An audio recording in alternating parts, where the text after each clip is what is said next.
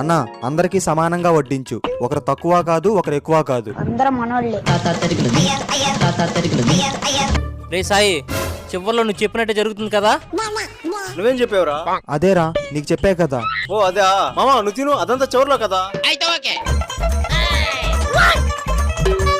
మావా ఇదంతా తింటావుగా, నన్ను ఏమైనా హెల్ప్ చేయమంటావా?